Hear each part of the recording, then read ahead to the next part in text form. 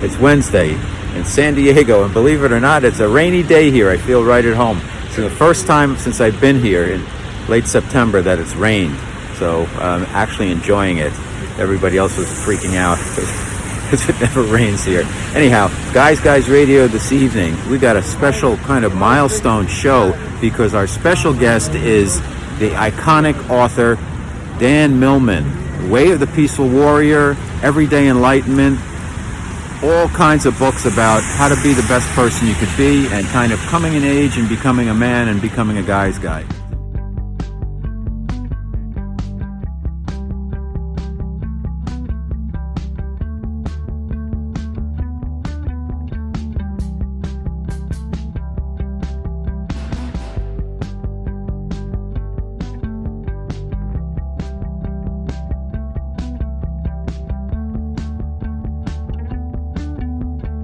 It's Guy Radio. Here's your host, Robert Manni. Okay, welcome to Guys Radio. This is your host, Robert Manni, welcoming you to the show where men and women can be at their best. Everyone wins. Guys Radio. Well, today we have got one of the ultimate guys, if you will. Dan Millman is going to join me on Guys Radio. We're going to talk about his book series, The Way of the Peaceful Warrior. We're going to talk about The Four Purposes of Life, another one of his books, The Life You Were Born to Live, Everyday Enlightenment, and we're also going to have a conversation about fitness. I'm a boomer. I'm younger than Dan, but Dan is in amazing shape, and part of it is because he lives a clean life, but also he does his Peaceful Warrior workout. He's been doing it for about 35 years. I've been doing it for about 2.5 years, and it is just unbelievable the way it opens up and unleashes your chi, the Peaceful Warrior workout. So we're going to get into that. We're going to talk about diet, fitness, aging, wellness, longevity, and his books, starting with The Way of the Peaceful Warrior. To me, it's just an iconic, timeless story, and it is a story. He's written it in novel form, but he gets across all the truths that he needs to get across in it. I read it again this weekend after having not read it for a couple of decades when I first read it, and I got so much out of it, and it is so timeless and is so relevant to how we're living right now in our culture.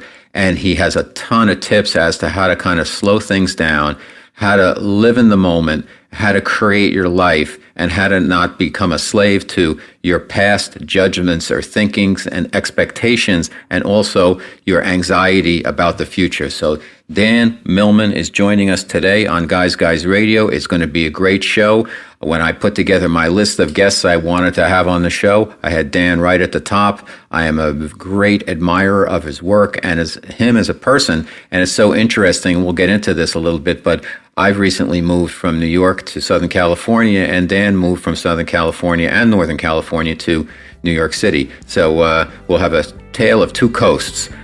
So Guys Radio, very special guest, very special show. We're going to get into it with Dan Millman.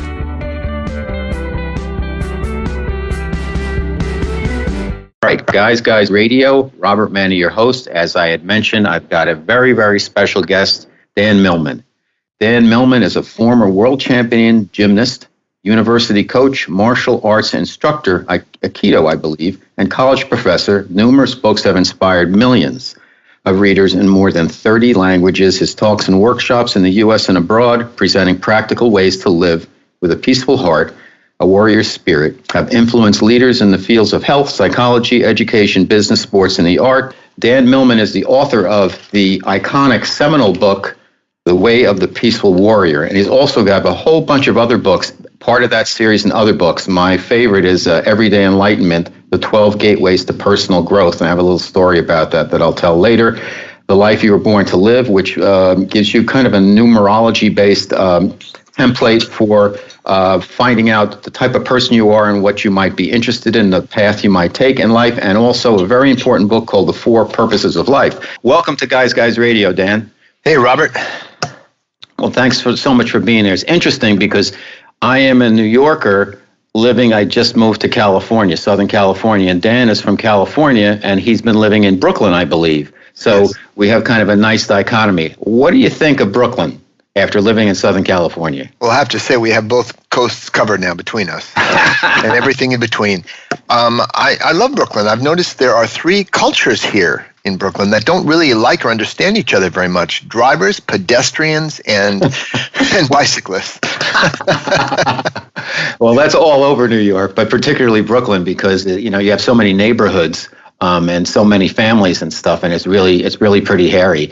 Manhattan's all commerce and business and all that. I lived the last 10 years in Harlem, and it was a totally neighborhood, not that many skyscrapers or anything, and very close to Central Park. So I did all my workouts and running in Central Park, and then worked out indoors. But it's interesting because one of the things we want to talk about is fitness. Is that it's different working out for me out here in Southern California. I just pull on my shorts and I run out the door. In New York, you really have to say, I'm committed to fitness. If I'm going to go for a run and it's in January and I got to do my 6.2 around the big loop on Central Park or Prospect Park or wherever, you have to bundle up and be ready to do that. So how did you handle that change when you first made your move, Dan? Well, my wife and I both, by the way, we've been married 44 years now. That intro was a bit out of date. My wife and I both believe in exercise. We pretty much get up. First thing we do every day is a routine. I created a workout called the Peaceful Warrior Workout, which I've been teaching and doing every day for probably 35 years now. Wow. But that's just the core, this 4-minute workout. I do quite a bit more. Some of it looks like physical therapy at my age.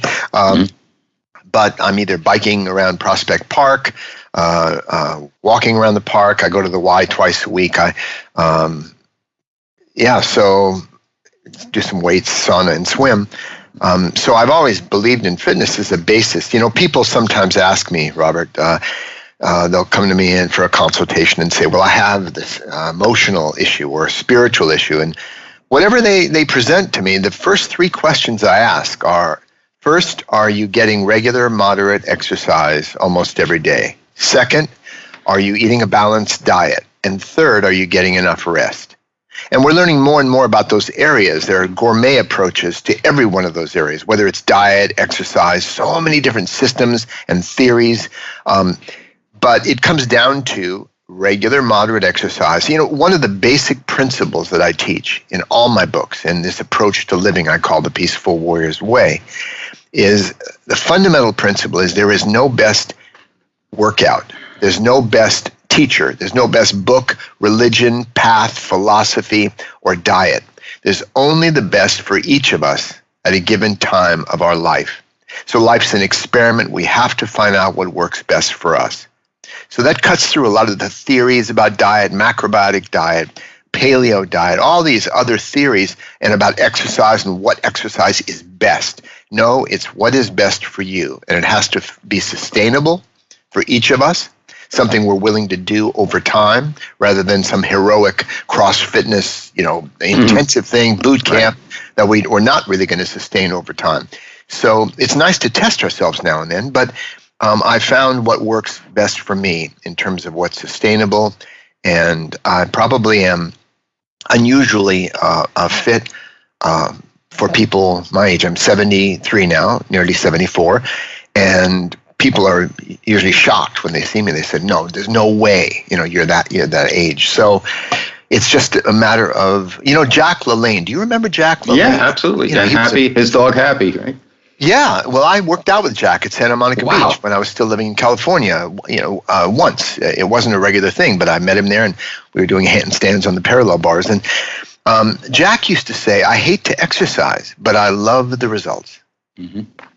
That's sound advice. The reason I think one of the ways I got to Dan to get him to do my show is I sent him a video of myself in Joshua Tree State Park, and I was doing the free form of one of the final really of movement in the Peaceful Warriors workout. And I saw Dan on Lisa Gar's show a couple of years ago, and I said, wow, the Peaceful Warrior workout, I have to do this. So I started doing it, and at first I did like 3 reps. There's about 15 different movements, and then I worked myself up to about 30 reps for just about everything. And I have done it for now over 2 years, 2.5 years now that I've been doing it. And I can tell you, I'm a boomer. I'm younger than Dan, but and I've always been an athlete, and I've run 3 marathons, and I've always stayed in shape, and I've been a push-up freak, and I've run Central Park all the time, and all kinds of stuff. But I got to tell you, I learned so much by doing Dan's Peaceful Warrior workout because it's very short. If you do it first thing in the morning, it just opens up my energy centers and it grounds me. Even if I've had a couple of glasses of wine the night before or partying, whatever, I force myself to start the workout. By the end of it, I am awake in every sense of the way. How did you develop the workout? And since you've been doing it for 35 years and I've been doing it for 2.5 years, do you change the amount of reps you do, or how have you adapted it as you've moved along? Sure. The way it was developed is an odd story. I'm working on a book now about the 4 mentors or masters who most influenced my life and work. And one of those mentors that I called the Warrior Priest, he bought me a ticket. I didn't even know where we were going. He said north of Santa Cruz, and we ended up in Alaska. so Wow. He said, yeah, I said north of Santa Cruz. And up there, we were teaching a group of psychotherapists. And he said, Dan, let's come up with a workout that can be done very simply in a brief amount of time. So it's excuse proof, that most anybody can do and adapt to themselves. And I said, wow, between you and me, are the resources we bring, it's going to be a great workout. But he wasn't available. And the next night I called him and said, look, we're going to start teaching tomorrow. Can we meet together and come up with this? And he said, oh, no, I'm still busy. So I realized I was going to have to do it myself. And so I sat down in my room and I said, okay, with all the exercises I've done, beginning with modern dance as a 10-year-old, to judo, to various martial arts, Aikido, Tai Chi, Kali, Eskrima, the Filipino arts, and others. From dance to gymnastics to a thing called psychocalisthenics through a mystical school I did years ago. Every kind of movement form I've done, I said, all right, I gave myself the challenge, come up with a 4-minute routine. And I just literally, it came to me like that. I just wrote down one exercise, the next, 16 or 15 exercises, 15 movements that get every single part of the body. Now, they're not equivalent, in 4 minutes. It's not equivalent to doing weights for 20 or 30 minutes. It's not equivalent to running 5 miles for cardio. It's not equivalent to doing yoga for an hour and a half for stretching, but it has elements of balance, flexibility, timing, rhythm. It's coordinated with breathing. And that's so many exercise systems, they just breathe the way you're going to breathe, which is fine. But this routine, as you know, Robert, combines conscious breathing, and it is a form of conscious exercise. Now, many people don't fully get immediately, what do you mean by conscious exercise? Is it a fancy label? No, it's not. It describes exercise that is created for the overall balance and health of the human being. Now, you can play tennis and get some great ancillary benefits from that, or golf, or bowling, or soccer. And they all have benefits to health and vitality, but they're not designed for the overall health of the human being. There are only certain forms of conscious exercise. Certain yoga routines are. Some Tai Chi and some of the internal martial arts are also designed, like Tai Chi, for the health of the body. And this is one of those forms. You could say certain Pilates and other kinds of approaches, but the Peaceful Warrior workout was designed for the overall balance of the human being. That's how I came up with it. We taught these therapists. They really liked it. But I don't teach what I don't do. If I don't do it, I'm going to stop teaching it. So how about with the reps, Dan? How many have you changed your amount of reps? Have you gone up and down, or is it always the same? Because in the book it says like 2 or 3 reps or something. I started with that, and then I was doing the jacks, kind of the V-ups and all of that. Now I'm doing 30, and a lot of stuff. I like some I'll do 20, some I'll do 30, some I'll do 15. It depends on the movement, but I assume that's okay because that what works for me.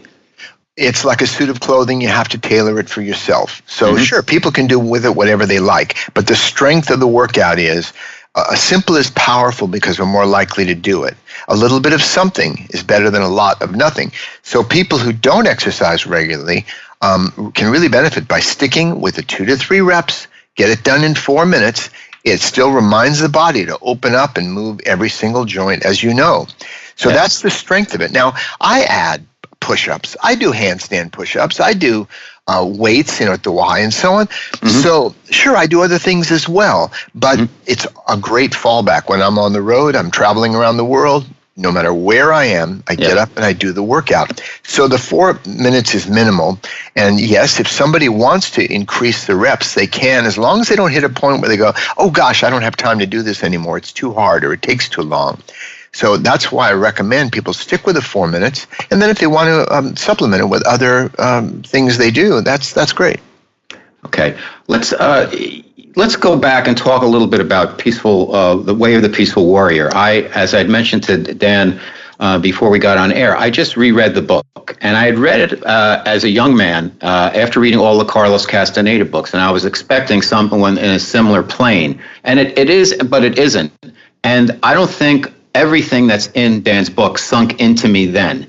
Yet when I read it over the weekend, I was like, wow, it all clicked. And Dan, I have to tell you, you wrote this book from your experiences in the 60s. You were way ahead of your time, because what you're talking about in the book is about being to me, it was about consciousness, about conscious living, being in the here and now. What time is it now? Where are we here? Everything that Socrates, the elderly gentleman that you met in your novel, that taught you about how to live the way of the peaceful warrior. Could you expand a little bit about some of those steps that everybody, the guys out there who are listening, can take to become more present? Because we're all pulled in so many directions, in so many different ways, at so many different times, that it's very challenging sometimes to be in the moment and to live consciously. Sure. Well, I had read Castaneda's first couple of books and enjoyed them very much, an evocative writer. Yes. But I wanted to show that we could find wisdom anywhere, even in an old service station attendant, a mechanic. And I had met this really cosmic old guy about 3 a.m, the way I described, in a service station, an old Texaco station on the corner of Oxford and Hearst in Berkeley, California, while I was a college student. He made a strong impression on me. He was a real flesh and blood old guy, not just a fictional character. But he became the archetypal teacher when I actually wrote the book 14 years later. And yes, one central message, but it's certainly, as you know, not the only message, right, is about the present moment. But everybody's listening to you right now, listening to us, knows, oh, yeah, we know it's good to live in the present, because there's so many books. I'd be here now, Ram Dass, right. Eckhart Tolle's book, Power Now. There's so many books and ideas out there. But what's interesting is any physicist will tell you that there's no such thing as the present moment. Because if I try to grab the present by going now, from the time I say to the time I say ow, 1 million nanoseconds have passed. Right. Yep. Which nanosecond is the present? So when teachers like myself say it's good to focus on the present moment, we're really saying let's handle what's in front of us. Why? Well, a favorite quote of mine, Mark Twain once said, I've had many troubles in my life, most of which never happened. Because most of the troubles we have are in our imagined future or our remembered past. And what I try to convey to people is not just it's good to live in the present. We all heard that. It's like a bumper sticker slogan. Right. I'm talking about there is no such thing as past or future. Now, what do I mean by that? When I talk about my past, whether it's when we first came onto Skype to talk together here a few minutes ago, or whether we're talking about we're going to do tonight, we're just projecting our imagination into the future or remembering something. These neural synaptic impulses in our brain, we're having some impression in the moment, right now, about what we call the past. But people get into trouble. They sink into illusion when they're talking about my past as if it's still real, because it is gone. It is only a sensory impression. Now, it can leave traumatic incidents, for example, PTSD. It can leave tensions in our body. It can leave memory impressions and associations in our brain right now, but it doesn't exist anymore. It's simply a memory. So all we have is memory and imagination. Other than that, there's this eternal present moment. Okay, let's talk about that a little bit more, because I think it's a very, very important point. It sounds to me that we are creating that the number one, the brain is a processor, and that everything that we're taking in, the brain processes. But there's really nothing. We are creating every second. So we're creating our own world. And the way of the peaceful warrior is about how to manage that from a heart space, from a loving space, and also how we deal with stuff, not to get caught in the past or the future. I know I'm not doing a very good job of articulating that, but am I on the right track for our listeners? Sure, you're doing a fine job of articulating it. I couldn't have said it better. But people might ask, well, why do I want to do that? Is it some technique? Mindfulness. Most of us have heard the term mindfulness. It's become a thing. But really, all mindfulness means is paying attention to what's going on in this present moment in front of us without judgments. And when we look inward, as in sitting quietly with our eyes closed, we call it mindfulness meditation, because what we're paying attention to are passing thoughts and emotions, quote unquote, inside of us. But normally we can also be mindful of what's going on around us. So why do we want to be in the present? Why do we want to focus on it? Well, most of us say, my mind's so busy. I've got so many things to do. My mind's so complicated. If people would like to simplify their life, all they have to do is focus on the present. Because, my life is very busy. I expect yours is too, and many of your listeners. Mm-hmm. But my life has become extremely simple because I've recognized I can only do one thing at a time. So when we first wake up in the morning with 16 things we have to do that day or things on our calendar, actually there's only one thing we need to do when we wake up. Open our eyes, and then sit up, and then put our feet on the floor, and so on. And someone might say, well, wait a minute, Dan, I can find exceptions to that. How about juggling? Well, when you juggle, you only have to focus on one thing at a time, which is throw one ball, then another, then another. It just happens rapidly. If you're in the martial arts and you have multiple attackers, you only have to deal with one at a time, unless you're doing Bruce Lee movie martial arts where you kick two people at once. Right. But basically, if we just are willing to handle one thing at a time, life gets much more simple and real, because that's our moment of power right now. So it sounds like we can, that one of the keys is to doing this, living this way, is it will slow things down. Let me give you an example. I took the integration issue that Socrates said that you had between knowledge and action, and trying to do too many things and having kind of monkey mind. I went swimming. I do my laps, and my wife asked me the other day, so do you get into a Zen thing? And I'm like, no, I'm totally gassed at the end of it. And I was thinking, you know what? I'm rushing through this, thinking of all these different things. I'm going to use Dan's technique. I'm going to get in the pool, and I'm going to slow it down. And I'm not going to think of anything. I am just going to swim and concentrate on my form without concentrating on it. Just be who I am, going across the pool. My workout took the exact amount of time. I wasn't gassed, and I seemed like I was going slow, yet fast. Could you help me out with that for our listeners, Dan? Sure. I was mentioning exceptions to the idea of being in the present. Somebody might say, well, Dan, I can do two things at the present. I'm a multitasker. Mm-hmm. So I can, and I am going to get to your point. Absolutely. This relates to it. Okay. There's that old Zen joke. We really can't walk and chew gum at the same time. Because if we're focusing entirely, concentrating on how we chew the gum, the quality of the juices when we chew on the gum, how our jaws work, we're not thinking about our feet and how we're walking.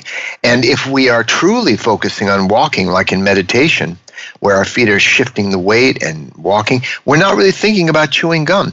Have you ever called somebody and they're talking to you on the phone and you know they're checking their email at the same time? Yes. You can tell because they think they're multitasking, but they're splitting their attention into two parts.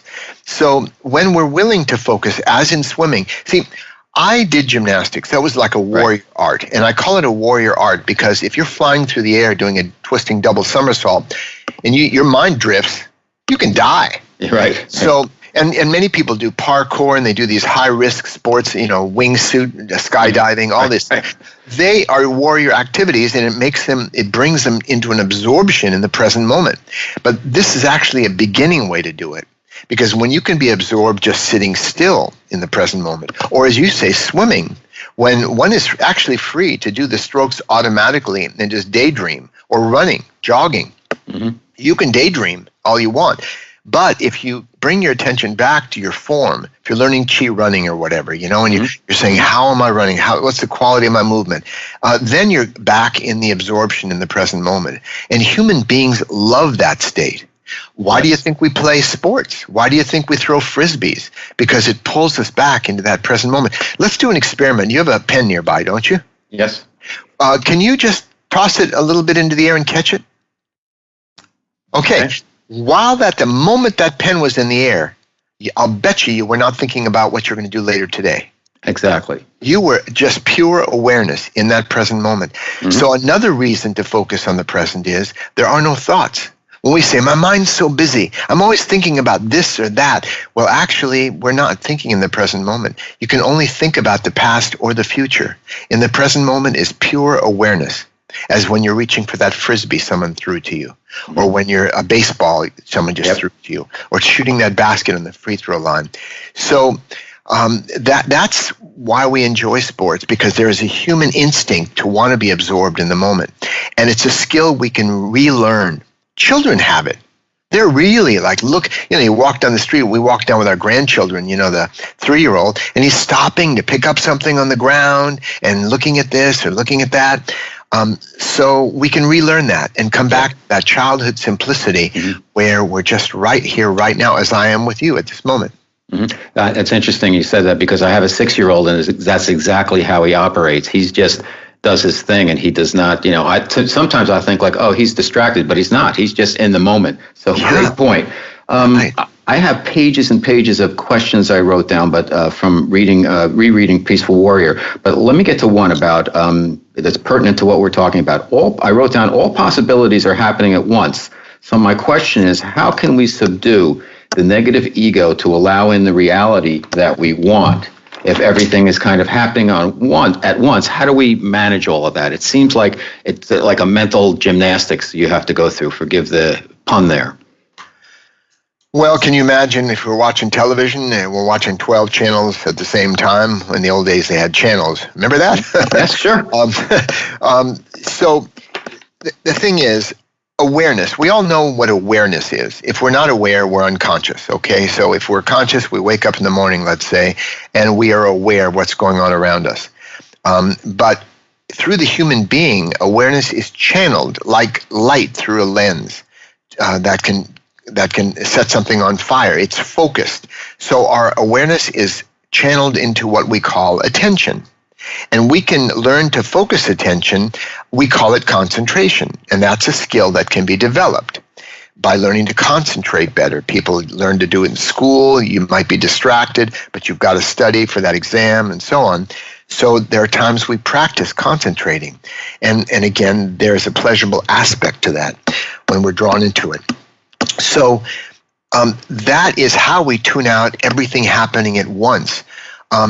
I don't know if you've noticed this. I have a theory that men have more trouble in restaurants, noisy restaurants, when you're trying to have a conversation with someone and there's people are talking all around you.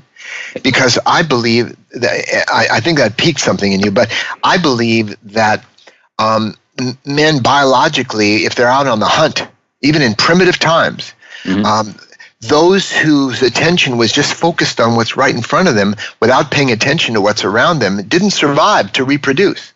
They had to be aware of everything going on around them. And I think it's not that men are harder of hearing than women, but they have more trouble just focusing in because they're paying attention on some level to everything around them. And all the conversation jumbles together. But where I've noticed my wife and daughter, they don't seem to have as much trouble just talking with someone.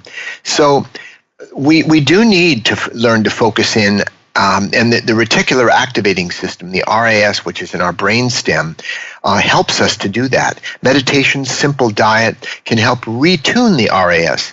So instead of needing grosser and grosser stimulation, bigger and bigger explosions in the movies, and CGI and all that, we can learn to come back and appreciate the simple.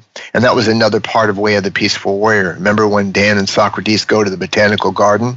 Yeah. And he lets go of the names he has for plants, and he just really looks at them, smells them. We can lose our mind and come back to our senses. And that is by focusing in on what's in front of us.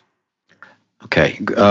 Guys Radio, your host, Robert Manni, our special guest, Dan Millman, the author of Way of the Peaceful Warrior and so many other books. One more question about Peaceful Warrior, and then we can talk about some other things. But do you feel that when you were writing this book or having these experiences, were you feel like you were chosen in some way, or you're channeling this information because it's so relevant to now as it was for 30, 40 years ago, and it's so important, and you cover all aspects of kind of how we live. Did you feel that there was some type of this was a gift to you? Oh, it was certainly a gift, Robert. I mean, I'm not smart enough to write Way of the Peaceful Warrior, but I wanted to share something I learned in my life. And again, I'm not promoting the book. It's not even going to be out for at least a year. I won't even give you the title because I don't have it yet. But I am saying the book I'm working on now is going to be the story behind the story and explain all of that, of how it came to me, how the story developed, the various mentors I worked with that inspired the material. So yes, it feels like a gift. And I think every writer, whether they're writing fiction or nonfiction, ideas pop up and they go, where did that come from? We all talk about our muse. So I wouldn't use the word channeled necessarily, but we can know more than we have read or heard. There are things we can access. There are aspects and ideas, and somehow I put them together. And I thought, gee, maybe a few college students will like the book. I had no idea that it would be read by millions of people in 29 languages, So that's just how it worked out, and I'm delighted that it's still going strong, and families are passing it on through new generations. Yep. But so that's what. But that's an introduction to my work. I've written 16 books after that, and each one had to justify itself. In fact, I didn't write a book for 10 years after Peaceful Warrior. But then a new mentor, new ideas came in, and boom, all these things that were outpouring of what I wanted to share with people. What was one of the most amazing things I read about you and the book was the process and how long it took after you had the book published. It kind of went out and it didn't make it. And then you had I had a hardcover book out there that didn't sell. How am I going to get another deal? You had to go through all of that with the publishing industry. And then you had an individual who had somewhat retired who came back and said, I'm going to take on this book. I mean, how do you describe what happened there? Because that was it was meant to be, or was it you were present enough to be available for the possibilities that were there, whether it's in parallel universes or different timelines, whatever. But, a lot of times when a book goes out there and it doesn't do what it's supposed to do the first time, that's it. But you actually made it happen. With the work of other people, of course, but that was an amazing story for anybody who's written a book or dealt with the publishing industry and knows what it's like. That was pretty amazing. I was blown away by that, and that's at the end of The Peaceful Warrior. Yes, thanks for reminding me. I did have that interview, and that's exactly what happened. I won't go into it in any more detail now because I know we have other things you'd like to cover, but every book is different. Every book has its own story, how it came to be. Everyday Enlightenment has quite a colorful story. In fact, at my website, we can talk about that later, but I have a place people can find about Dan's books, and it tells the story behind each book. So people can look at that if they'd like. All right. One last question on Peaceful Warrior. This time I got at, one of the things I got out of the book is that Socrates, many times he kind of put his hands on you, whether it's your eyes or this or that, and then you went into what I don't have a better term than astral travel with him, and you got to see some of your life and experience certain moments that changed you and evolved you into the warrior that took you through. Could you just talk about that just a little bit, and then we'll move on? Sure. Well, since I mentioned Carlos Castaneda, one thing those books have in common, his books and Peaceful Warrior, they have significant fictional elements in them. The difference between us is he insisted his book was completely true. I know it wasn't for fact, but I've never done that. Way of the Peaceful Warrior mixes autobiography, many facts that actually happened to me, accurately as I describe them, but other elements are fictionalized. And the part where Socrates grabs me by the head and sends me off on journeys, visionary journeys, it was a device for the reader to more viscerally and visually experience the lessons rather than have me just blah, blah, talk about them or describe them. Got it. So there are some fictional elements in the book, and you know what? That would be horrible if it were really true that he grabbed me by the head. We'd have to all go around looking for head grabbers, and then pretty soon there'd be Head Grabbers Anonymous. You know how it goes. So, that was a literary device. All right, let's move on to my favorite book of yours, Dan, and I love them all, but this one really struck a chord with me, and I'll tell you why. A quick story. It's called Everyday Enlightenment: The 12 Gateways to Personal Growth. And after I wrote my novel, The Guy's Guide to Love, which everybody said this should be a nonfiction book, I said, but I believe in the power of story. That's why I made it a novel, and it has Reiki in it and some other things, and it's about advertising. It's been called like the male Sex and the City, but I did it that way for a reason. And then I said, all right, I want to do a nonfiction book. And I had a name, and it was called Everyday Ascension. And then about a week later, I was thinking, Everyday Ascension, Everyday Ascension, Everyday Ascension. I'm going to have these steps. I was in Strand Bookstore in New York City, in Manhattan, on just south of 14th Street. Everybody knows the Strand. And I looked at the shelf. I was in the self-help section, and I saw Dan Millman, Everyday Enlightenment. And I pulled the book off the shelf, and I looked at it. I'm like, this, and I say this as a compliment, this is the book I wanted to write, and yet I have a chance to read it. So at first I was crushed. I'm like, oh, there's an idea that somebody took. Then I read the book and said, you know what? This validates to me the need for this type of information. I got so much out of it, including the Peaceful Warrior Workout is in this book. And it spurred me to have an idea completely separate from this, completely separate from what I was thinking, but tangential in terms of what I wanted to write about that's relevant to my own experience. Mm-hmm. And so I say thank you, because I got a twofer. I got your book and all the information in it, and it spurred me the idea for the book I'm writing right now, which is completely different, but just came about in my consciousness because of Everyday Enlightenment. So thank you, Dan. Oh, great story. That book, I could still refer to it as a magnum opus because, I was just coming off completion of another book called The Life You Were Born to Live, which is that number system, which is, it's quite accurate. It's over 1 million copies in print. Many people are just kind of amazed by it. There's also a life purpose app people can get for their phone, Android or iPhone, which has basically all the information in that book.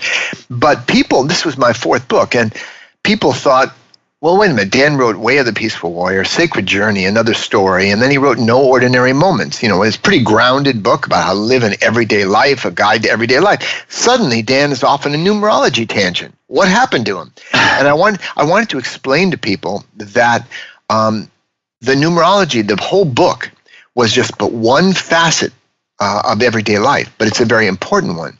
And so I asked myself, while I was on book tour, while I was giving talks, I said, what am I going to talk about? I'm not just going to talk about the book or numbers. So I said, well, we use this term personal growth, personal development, spiritual growth.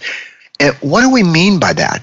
Many terms we use without really understanding them. And I said, what comprises personal growth? Some people are specialists. They'll say it's all about money, because if you have financial resources, you can do this, you can do that, you can take this course and this seminar. Other people say it's all about relationships, and that they become a relationship specialist. Somebody else, oh no, it's health. If you don't have your health, what did your grandmother tell you? You got to have your health. So It's all about that, and they become a wellness coach. And I said, but there must be more. So I again, this was another example, Robert, where I sat down and said, okay, give it to me, Spirit. What's the full scope of what we call personal growth? And 12 areas. I wrote them down. Boom, boom, boom, boom. And they ended up these 12 gateways to personal growth. And it covers, nobody else has suggested an area I've left out there. They seem to cover the entire field. Absolutely. So it's comprehensive. And in fact, that was its strength and its weakness, because a lot of people were intimidated. Their eyes were going around, 12 areas I got to study here. But it's actually areas we're all working on in our everyday life. In fact, if life is a school, and I think it is, a perfect school for souls, daily life is our classroom, there are 12 courses we need to, if not master, at least gain some expertise in order to graduate. And those 12 areas are described in Everyday Enlightenment. So that's when that book came up. And there's more to the story. It put both my daughters through college, one through Stanford, the other through Harvard. But so it paid for their college educations. That was a nice side benefit. But that's fantastic. But the main thing was just I got to share this comprehensive type book. Well, I recommend this book to all of our listeners, as well as all of Dan's work. But I've given this book to my friends. I just picked up another copy. It's helped me so much, and it spurred an idea for me. Now, you mentioned something about asking Spirit for help, and we interview all different types of people on Guys Radio, and we let people, the listeners, make their own determinations. I just bring people out here. I want to introduce to the quote-unquote masses, if you will, just new ways of thinking, new possibilities, new ways you can consider life. I started taking a spiritual unfoldment class about 2.5 years ago, and it's very casual. We do it Skype once a week, and it's really helped me with my connection and my vibration. Could you talk about that a little bit? Because you asked Spirit for help. I give Spirit, I've handed things over to Spirit, say, I'm having trouble with this, you take care of it, and then I figure it's taken care of. That's a big leap for a lot of people, and people, I don't think everybody is that comfortable with that. Could you talk about how you came to the position in your life where you were comfortable doing that, and what spurred you into being that type of person? Oh, I'm glad to do that, sure. I wasn't raised in any particular religious tradition. And people ask me what my beliefs are, and I go, it doesn't matter what my beliefs are. You know, your beliefs are just as important as mine. It's what's real for us. When I say, give it to me, Spirit, I'm saying it like I'm talking to an intimate friend sitting right next to me. It's call it a metaphor. Whether one believes in a soul or spirit, we do know this. Well, I will convey one view I have of life, which is that everyone is on a spiritual quest, whether or not we're aware of it. Whether we would use those words or those terms, we're all looking to make sense of life, where we fit into it. We ask maybe late at night sometimes. We wake up and we go, well, what is life for? What is it about? Of course, that's one reason I wrote The 4 Purposes of Life, that other little book. So, you know, we spend 99% or maybe 95% of our time in the conventional realm of everyday life. And as we should. We're taking care of education, children, work, finances, career decisions, all those things of daily life. But yet there is a yearning in each of us to transcend, to rise above, to understand life's bigger picture. As if we go from down in the weeds at the base of a mountain looking at some insects doing their little insect life, and suddenly we find ourselves up on the mountaintop, looking at a panoramic view of the beautiful scene around us. Everything looks more beautiful in the distance. So that bigger picture is what I'm talking about, the transcendent realms. And each of those realms, conventional and transcendental, have their own truths.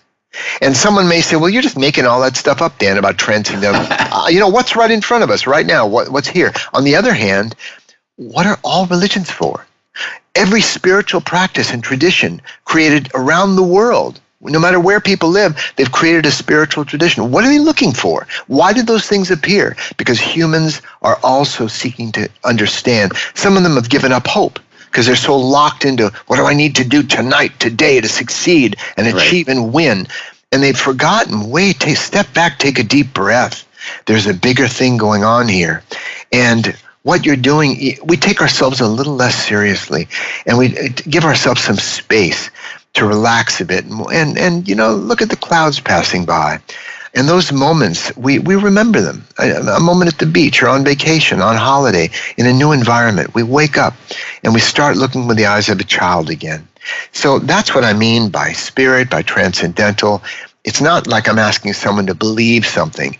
It's just a sense of this bigger picture. Mm-hmm. Do you find, having been exposed to and experienced the company of so many other mentors and teachers, and in your travels, that have you become more, clairvoyant and intuitive? Has that kind of rubbed off on you? I have found for myself, in my limited experience, that even in my spiritual unfoldment class, that my intuitive abilities and knowing things are going to happen just seem to be much more acute than they were. And I would think somebody in your position has probably been taken to a much, much higher level.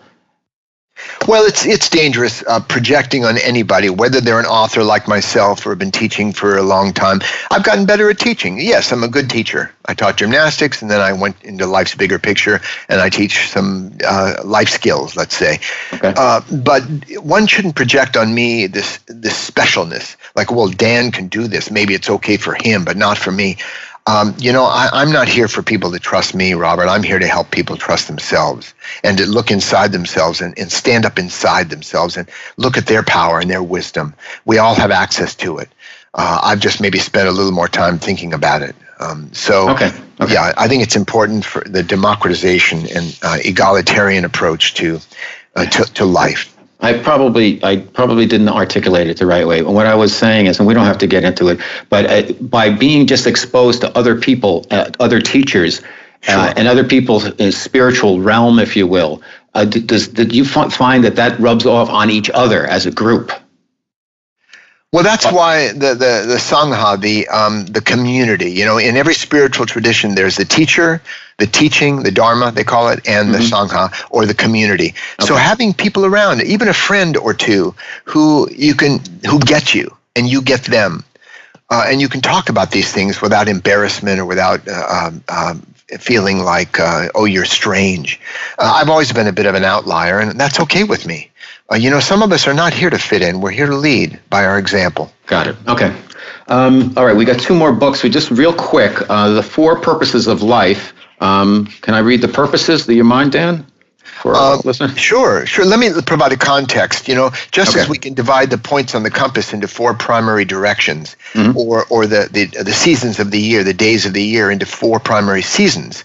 By looking at life through the lens of these four purposes, it can give us more clarity and direction in our life, where we're going, where we're headed. And so feel free to read the four purposes. Okay, so quickly, one is learning life's lessons. Two, finding your career and calling. And that's a little bit different. I guess a career and calling is a little bit different. Yes. Discovering your life path, and then attending to this arising moment. Yeah. Anything you want to add? I know we don't have too much time, but I want to make sure we covered this book and touch on the life you were born to live. Sure. Well, the third purpose is covered in detail in The Life You Were Born to Live, about our life path. Okay. And by the way, anybody can go to my website and get a free life purpose calculator there. They just on the splash page, if they go to peacefulwarrior.com, and they'll see life purpose calculator. Click on it. They just put in their date of birth, and it'll give them some just a taste, a paragraph.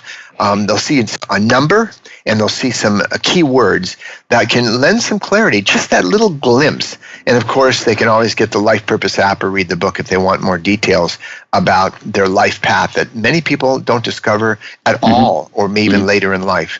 So it can really help in terms of that one area of self-knowledge. How can we, Dan, help other guys out there? I find that guys, women are very open to learning new things. And a lot of guys, particularly the boomers, they get stuck. They're stuck right now. And I can tell from my friends, they want to do different stuff. They want to hear about different stuff. And then they don't change. They're still doing so many of them. And I'm not saying this is criticism. I'm just observing that they do this. They live the exact same way since they got out of college. They eat the same foods. They look at their job the same way. They measure themselves by what they were told to measure themselves by. And now they're seeing that, the pages are coming off the calendar, and they're thinking, is there something else? Because I'm going to get laid off when I'm 65 or whatever. And then what? And some of them don't know what to do, and some of them do.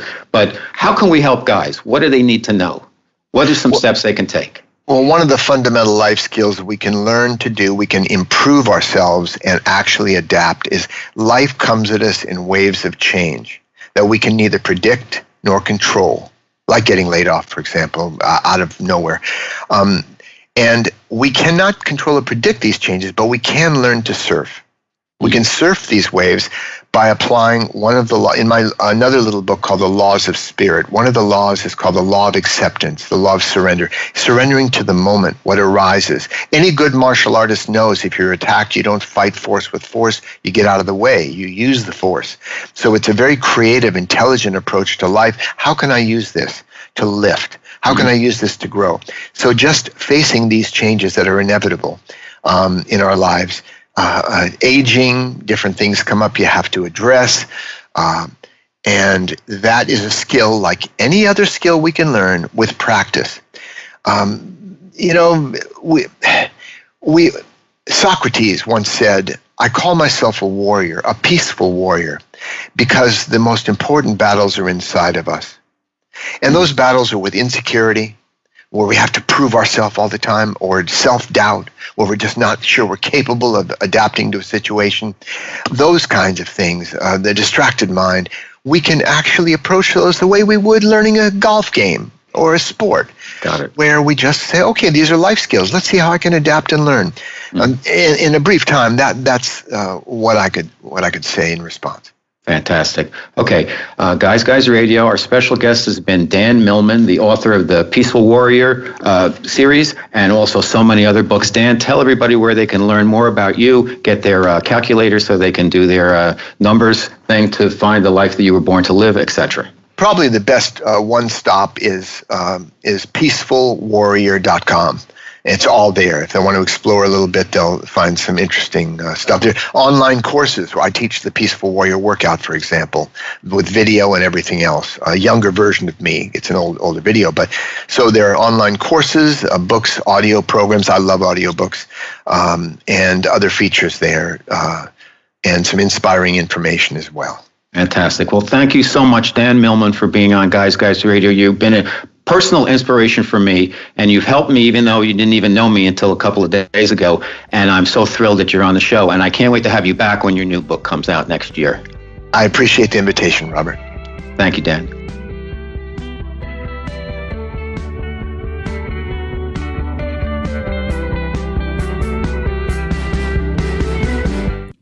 All right, what a conversation. Dan Millman.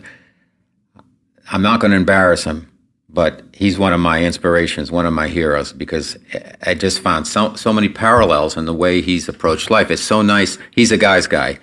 I neglected to tell him that during our interview, but he's a real guy's guy in every sense of the word. He is emotionally available. He is comfortable in his own skin. He shares his feelings. He shares his knowledge. He's into athletics and fitness and wellness and diet and spirituality. He's just an all-around great guy, and he's a gift to humanity, in my opinion. I know that would embarrass him, but the teachings that he's been able to receive and share with us are just tremendous, and they've had a great effect and impact in my life. And when I made a list of guests that I want to have for the show, he was on top of the list. And I'm so glad that he was kind enough to come to Guys Radio. So what did we learn today? Well, I think we really learned that we create our own lives. Dan's messages are timeless. He wrote this book, the big one, The Way of the Peaceful Warrior. Of course, he's got over 16 books. He sold millions and millions of copies in multiple languages, I think over like 30 languages. And he's also got The Life You Were Born to Live and Everyday Enlightenment, which is my personal favorite, The 4 Purposes of Life, more and more, and he's working on a new one. But the message really is you can create your own life, that you don't have to live your history and you don't need to try to live your future. Just be in the moment, be present, listen to people, be open to the possibility that you can do anything you want to do, because there's nothing that's preventing you except for yourself and the decisions you make each and every second of the day. So take that as an optimistic, positive message, not that, oh no, well, I can't do that, and that's nonsense, and that doesn't work. And you start thinking that way, and then things won't work. So that's my take on Dan Millman's work, is that we create our own lives, and we're responsible for it. And if you want to live in the way of the Peaceful Warrior, it's going to take some work, but it's moment by moment, and the key is being present, being aware, and being and taking action, the right action at the right time. So Dan Millman going to be back on Guys Radio hopefully next year when his new book comes out. In the meantime, we're on every Wednesday evening on KCAA here in Southern California, 8 p.m. Pacific time. And we're also get a replay of the show on Sundays at 2 p.m. We're on 102.3, 106.5 FM, 1050 AM. You can also catch us on Apple Podcasts /iTunes, Spotify, iHeartRadio, Spreaker, Stitcher, TuneIn, Blog Talk Radio, CastBox. You can stream us on KCAA or on my website, robertmanni, MANNI.com. I've also got my blog there. I've got 350 blog posts on everything about life, love, and the pursuit of happiness. Hopefully I cover every subject that is of interest to you in terms of just general stuff about relationships and health and wellness and spirituality and how to be a guy. And I'm a work in progress. I'm doing the best I can. That's all I can do, and I think that's all we can do. So check out my blog. I'm very, very fortunate to have this show and have such a great group of listeners. I'm getting so much positive response about our guests and just doing the work we're doing. And we're going to do more and more of it, and we're growing and growing. And I thank you, because without you guys out there, it would not be possible. So thanks a lot, and please spread the word. Guys Radio. So we'll be back next week. And as I always like to say, guys, finish first.